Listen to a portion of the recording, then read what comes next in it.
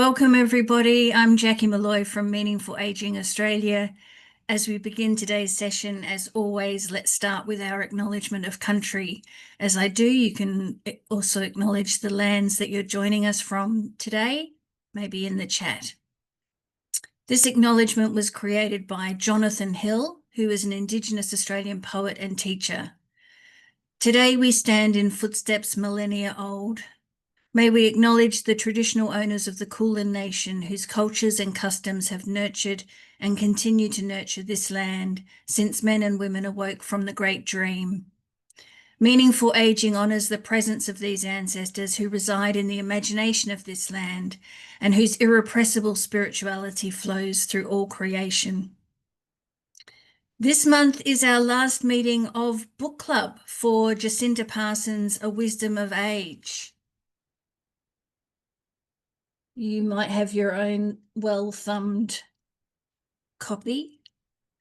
We're a small group today, so I hope we can just maybe come off mute and have a little chat about this. I want to kick us off, though, with a point made. Well, we're going from A Wisdom of Work, from that chapter right through to the end. And a wisdom of work is a meaty chapter with lots of really good insight, I think. Page for me, and that's about elder speak. Cheryl is the woman that Jacinta was talking to. She says, sometimes people are being patronizing with elder speak, and I get them to pull apart what they're saying. So when they say, "Oh, you're still working," I ask them, "Well, what do you mean by still? Tell me exactly what you mean by that." Often the response I get is, "Well, you don't look 80." And I feel like in that, "Well, you don't look 80, there's a bit of backpedaling going on, because the crux of the matter is, why is it still? Why is it still? Why is that the thing that's so interesting? What do you think about elder speak and that chapter on work? Please feel free to come off mute and just contribute.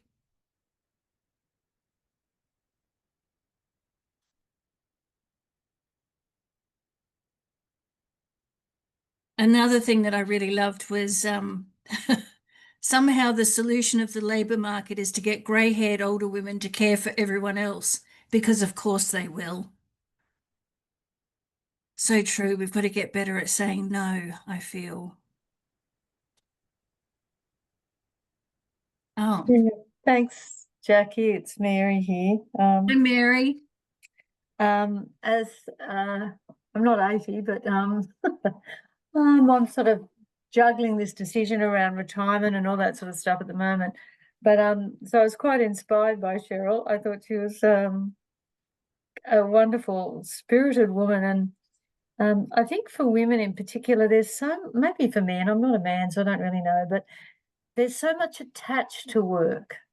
There's so many assumptions made. There's still lots of edges to it. And for women working throughout their lives, then how other people see them in their working lives is really hard. And while I was so inspired by Cheryl, but then I read this bit and I thought, oh God, really? I learned to keep fit. I learned to look after myself, get good mentors, stay independent of groups and cliques, forge my own pathway. And I thought, my God, to see that so specifically articulated Yeah. as, in order to do this, I also have to keep an eye on all of this stuff to be able to claim my space. And I thought, I wonder if you showed that to a few men where they'd say, I don't know what she's talking about. That I did that when I was 20, but I don't have to worry about any of that stuff anymore. I couldn't agree with you more. Yeah, I really was struck by that. It sort of deflated the balloon I was feeling expanding with my sense of, this is Yeah. fantastic. She's fantastic. Mm, Mind you, I do think that even though I think you're absolutely right that she does it in order to maintain the place that she has, yeah. I also think it's terrific best practice on her Oh, behalf to be absolutely. doing that. Yeah. Absolutely. And I thought I should have started that 30 years ago. But anyway, let's see what happens. Yeah. Yeah. I No, had the best hairdresser and love my skincare magician. yeah. And, yeah, but I think too, it's my sense of women in the workplace is that there's a real conscientiousness about not only the particular job they may be doing, but in their intentionality about the responsibilities they carry. So, Mm.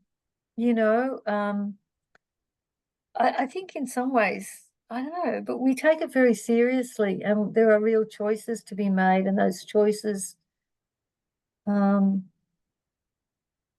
are made with a real sense of commitment. That yes, I don't just apply for this because let's have a go, or isn't that interesting, or but Yeah. this looks like a really good. It's going to work for me in each aspect of my life. And I think I can give myself wholeheartedly to what's required to do this job. Now, this, if a man was sitting here listening, this is probably thinking, oh, yeah, Mary, you're having yourself on. You don't think we think like that? Maybe. But I think in all of that, you do see a very conscientious intentionality about who she brings to the workplace and to her work. Yeah. I agree. I think women are so used to having to make hard decisions about Yeah, their yeah, own resources mm, that it's almost impossible not to bring that to mm, every other aspect of their life. yeah, yeah, yeah, I agree. Mm. There's some great people that we meet in this chapter. Yeah, Um, yeah, Jude, of course, who I love the way she says, I've been a big organizer my whole life, but fairness and unfairness really press my buttons. mm, She's a real fighter for equality and social yeah, justice. yeah, yeah.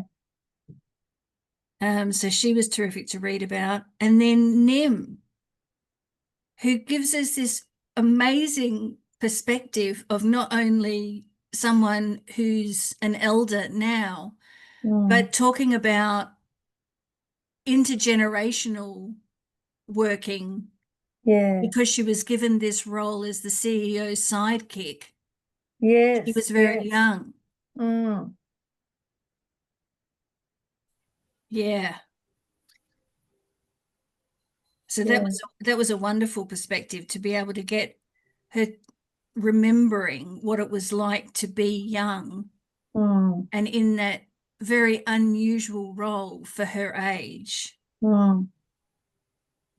But I think it also it challenged me to focus my attention a little more on those who are coming through and who show have some great qualities, and they really, I suppose, that a bit of that tension of wait your turn. I'm still doing the job and I'm still good at the job. To hey, you've got real potential, and not only potential, you're doing great stuff now. Um, and becoming that mentor, and giving people opportunities, rather than protecting your role or protecting your place in the workplace. Yeah. I don't know. That's another decision, I think. Yeah. Generosity is a Mm, decision. Mm. mm. And and that was a wonderful thing for Nim. And yet I even yesterday heard someone, starting to talk in, X generations X, Y, and Z and who they are in the workforce and what, thinking, God, we've got to value people for all the different things that they bring and trust them and give them opportunities. I was really inspired by her. and her story, you know, Mm, her CEO. Yeah, yeah, yeah, pretty remarkable. yeah, yeah.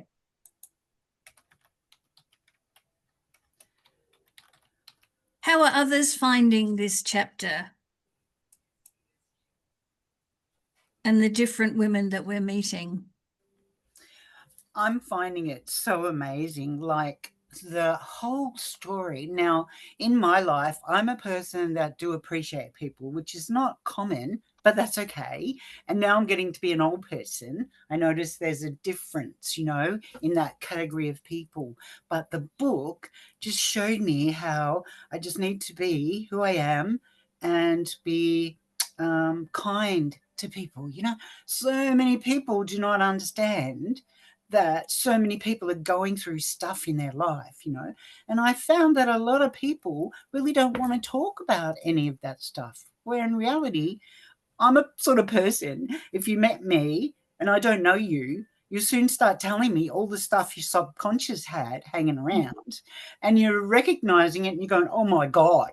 And afterwards you think, oh, I shouldn't have said that, or maybe she'll tell everyone, or whatever. I just Mhm. think there's so much trust missing. But this book is showing you that it doesn't matter, really, does it? All that Mhm. matters is our life. And if we're happy and people around us are nice. So we all need to respond to that. And this book is just, oh, I could not believe how wonderful it is. Mm, mm, Oh, Thank that's you. so good, Judy. Thank Um, you. I agree. I think one of the things that comes across when we read from all of these different women is the way they look back on their life is not like there are specific examples that they bring out when talking about when they were younger, but it's kind of broad strokes. Yes. It's thinking in terms of eras of their life rather than this daily worry that we have about saying the right thing or doing the wrong thing, or Yeah. Yeah. you know there Mm. doesn't seem to be any regrets in that respect of any missteps because it's all brought them to where they are now. And I think that the main thing is you have to remember we're all humans, right? We all have stuff going on in our lives and we can be grumpy sometimes. There are some people that are always a bit too negative. I agree on that. But it doesn't mean we have to be, does it? No, Mm. no, exactly. mm. Before we move on to the next chapter, does anyone else want to share anything about the wisdom of work?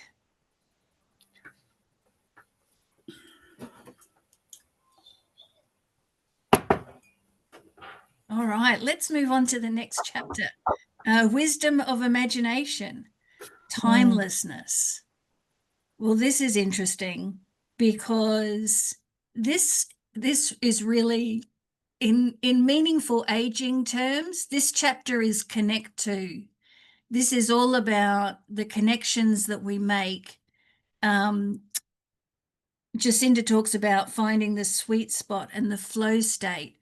What is it that you do that you can just lose yourself in? And that's a form and an expression of spirituality. So it's no surprise that Verna um, found her flow by baking sponge cakes. Now, some people might write that off as just cooking or just baking, but we know differently. We know that something that's created and that you can lose yourself in is an expression of spirituality. And Verna knows that as well.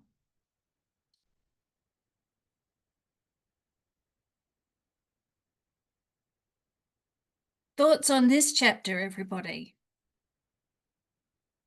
I'm just looking through my own notes. This is a wonderful point for us to consider, I think. and to launch a bit of a discussion around. And that is that using our imaginations, we might even get closer to who we really are. And I think that's a beautifully profound sentiment. Can I say something? You can. Well, it is sort of, my stories are always long stories, but it's interesting. So I did retire in November last year, right? And I'm not a person that sits still for very long, okay? And I said to myself, when you retire, these are the things you need to do. And one of those things was write poems, right? And so I'm on a mission. So far, I think I've written about 100 and something poems this year. Wow. And, you know, and the most annoying part of that is, though, when I go to bed to sleep, right, I'll think of a poem and Yeah. I'll remember it in the morning. But no, you don't. I'm like, oh, damn it. And so I think that is really wonderful to see who you are, you know, because as women, we've had so much time to look after other people and think about other problems. But now that I've retired and I'm not working and I don't have to think about this, that, or the other, I'm just going a bit crazy with my creativity. Oh, that sounds fantastic. Yeah, it's lovely. But I need to understand how to settle my mind because it's almost taken me back to my childhood, you know, because I can now just be me. And my children are growing up, you know how it is. So, Oh, that sounds so good. What an amazing thing to be doing. And oh, I think I love the way you say that it takes you back to being a kid, because it is that youthful creative energy, isn't it? yes, it is. Mm. And I love it. I've always been that way, but I've had to restrict myself, you know, because I was an admin person. So admin people are supposed to do what they're supposed to do. But I like to ask questions. I like to be interested in what I'm doing. And, you know, so I did end up in a good place, but I had to learn not to Yeah, talk quite right. so much. Oh, that's fantastic. I love that. Thank you. Goodness. And well, it's Jacinta says here that using creativity beyond an economic rationalization has been the domain of women for centuries. And that's so true. And until recently, it's been marginalized and diminished creative pursuits of women.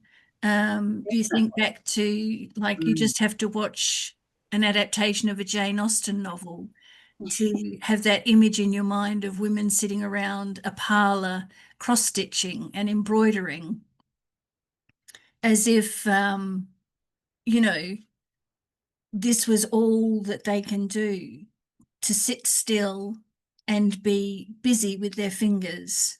It shows them of good character to anyone who would come calling.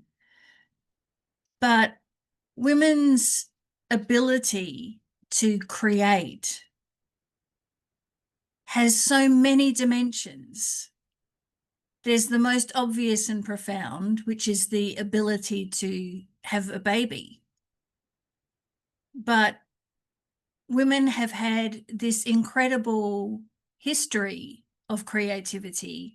And it's nice to think that now we're coming into a time where that is being appreciated and acknowledged for the spiritual power that it has as well. Anyone else like to share anything about the wisdom of imagination?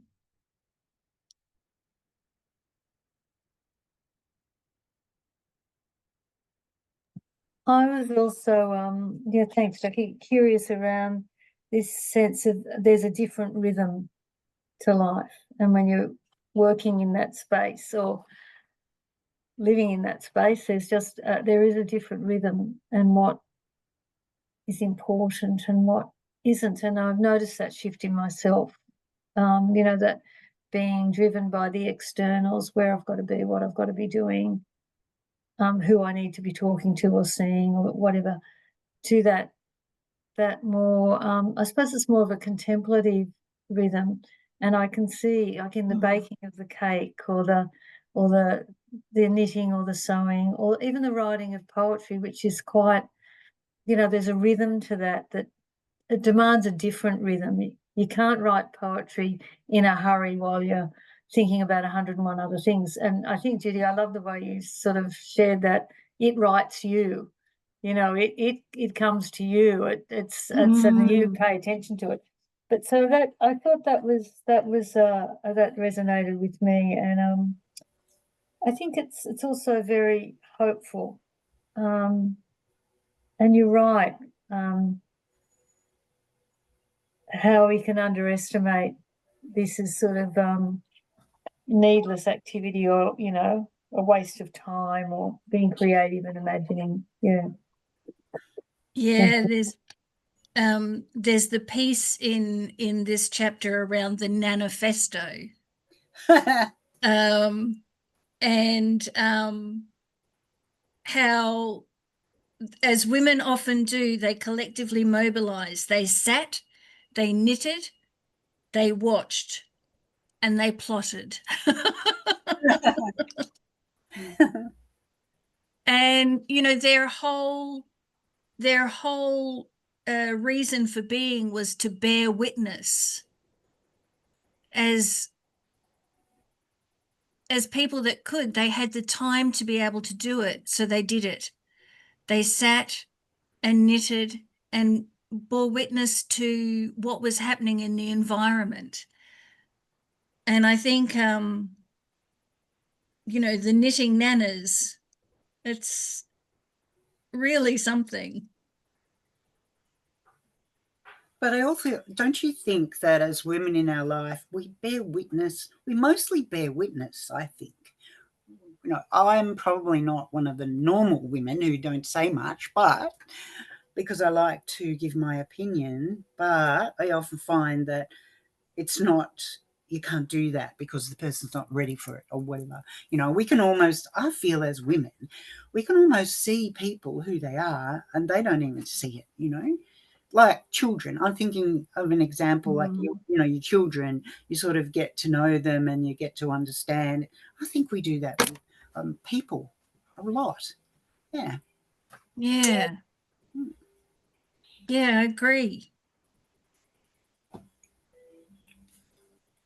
I'm just looking at the time and seeing that time is getting away from us. So let's keep moving to a wisdom of memory, the feeling mind.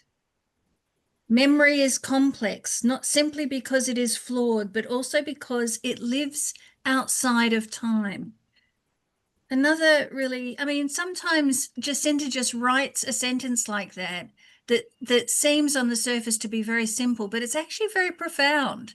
That memory does exist outside of time.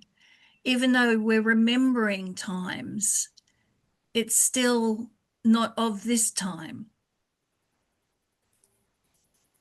I think that as us women get older and our children grow up, a lot of that goes on, doesn't it? My kids are 40 something, but I'm still struggling. I've still got the emptiness syndrome, so, and the memories sort of, especially if you enjoyed, like when I was a child, my parents didn't understand sensitivity. So then when I had my children, I thought, right, I'm going to see who these people are. But of course, if you've done that all their child life, like, well, what do you do when they grow up and have their own lives? Like, okay, I'm going to figure it out, You write poems.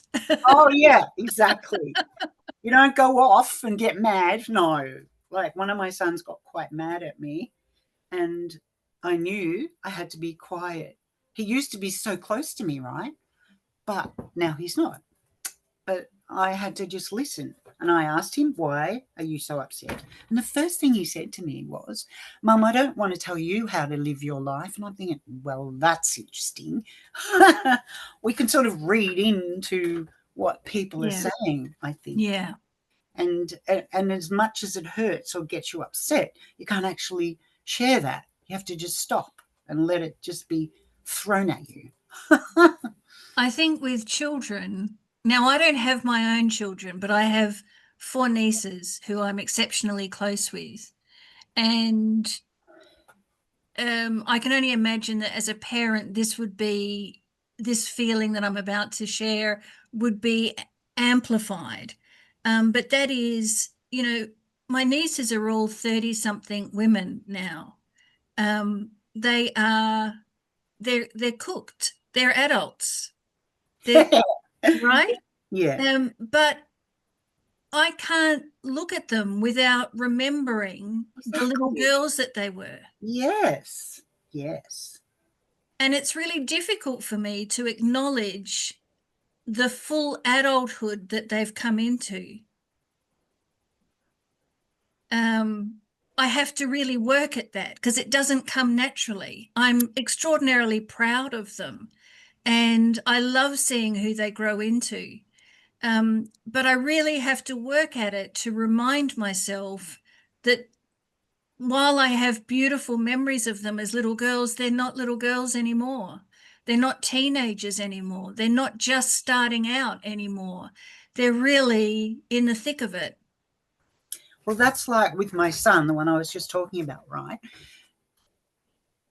What I'm trying to say is they have memories too, which in my son's case really hurt him, not because of me, because of his life and the way he lived his life. That was what it was all about. It wasn't about me personally, but he was aligning it to me personally because we were so close, right? And I shared so much with him. But in the latest conversations, he goes, "Mum, I'm not broken." He was so adamant that I thought of him as broken. I hadn't said anything. It was his memory. I couldn't do anything about that. So, it's very difficult. Yes. Because it's not only our memories, it's their memories, isn't it? Yeah, that's And what right. they see as they've grown into adulthood, they see it in a different way because they Yeah. weren't the parent, or whatever. And as we know, and as Jacinta says, memories are unreliable witnesses to our lives. Exactly. Mm.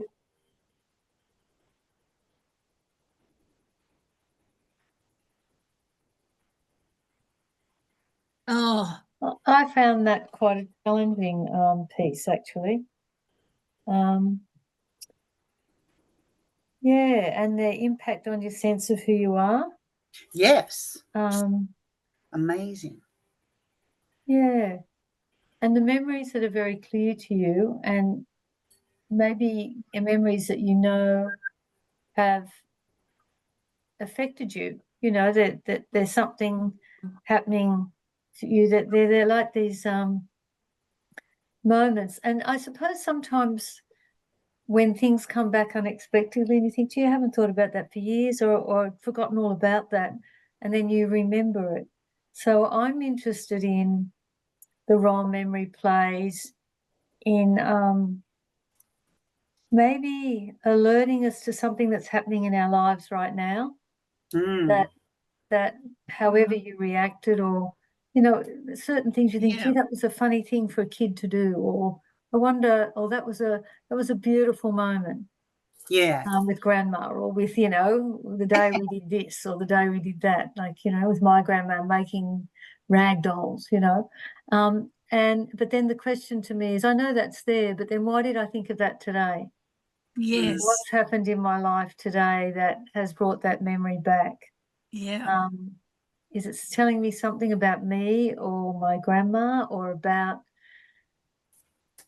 what we were doing together, or what it felt like to be doing something like that? I don't know, but so even though they're unreliable, I think the rhythm of them and the threads that they weave um, stay with you. They're like But signposts, aren't they? yeah, that's right, Jackie. Something like that. They're quick. There's something about it that speaks to you in your current experience. It's not just nostalgia. You're not just sitting there going, "Oh, gee, they were the days." Yeah, It's yeah. yeah, it's different. It's still alive within you. Yeah. Yeah. I think also as we get older, and I wouldn't say we get lonely, but I would say as life's become a little bit calmer, well, maybe not, but you know what I mean, kid-wise, let's say.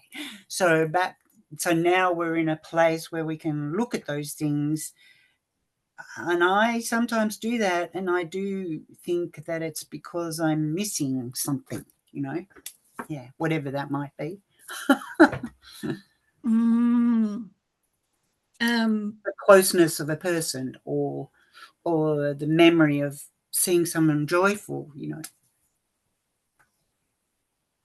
Yeah, I'm really taken with this, as you said, Mary, the kind of the role of the detective that we have to take on Yes. when some memories come up. What was I just thinking of that made that happen? What Mm. what has happened around me that's made that happen? I love that. I can't go any further without, we're in the next chapter now, though, the feeling mind. And I can't not talk about the amazing interaction that Jacinta had with the woman on the plane, Mm. which is just such a lovely, it's heartwarming, when we learn so much about how to really care for those we love, and those in our care who are living with dementia, to read about an interaction like this, where so much of the woman, and we don't know her name, but so much of the woman's short-term memory and long-term memory isn't there. So she can start to say something and not complete her thought because she just loses it. And she can't remember what she's been diagnosed with, but she knows it's something, and she knows it's something that affects her memory. And yet there's this real connection that happens between Jacinta and her. And the connection exists because of, well, I'm going to go back to that word again, of generosity. There was a generosity of spirit between them. They didn't have a conventional conversation, but they still had a conversation. They still had a connection. And all the more powerful because they didn't even know each other. And I think, especially when we know the beginning of that story, that Jacinta wasn't in a good mood, that she was feeling a bit ratty that day and wasn't prepared to be generous, but in the end found that that was the only way to be with this woman. So I absolutely loved that. And I imagine that that you all felt pretty good about that as well. Do you know what? Often I'm a person, like I said before, who find it easy to speak to strangers. And particularly if I see someone that looks a bit fractured or whatever, I'll try and make a conversation, or I'll just get close to them, and then they'll stop talking to me. And so many times it's been just like that in the airplane. They're telling me things that they've never really spoke about before. Like, for instance, there's this kid at our shops who sits there with a sign, and I'm pretty sure he's a druggie and all that stuff. But I've had words with him, and it's beautiful to be able to talk to him, and he'll tell me something that he hadn't done, like get in touch with somebody or other, and I'll say to him, and why haven't you done that? So I'll try to get him to think of it in a way that, oh, you probably should do that. And so it's Yeah. really lovely that you can actually have that influence on someone to help them with their life. I mean, that makes me feel so good. Oh, that's nice. Yeah. Yeah. The feeling mind. I Yeah. think it's a good description, actually. Um, and Jacinta ends that chapter by saying this. She was reminded of what other elders had told me time and time again, that we can only hope to hold the world with a light touch, and any other attempt to arrest time will only delay and make more painful the inevitability that everything will one day be lost. And that opening to loss is part of the big and beautiful potential of our living. Exactly. I totally agree with that. Mm. We have run over time, everyone. We are at 1:36. So I'm very aware of your time. I will close my book for now and ask if there are any other comments or observations from the book, or something that's just come up through this conversation today that you'd like to share with us before we close.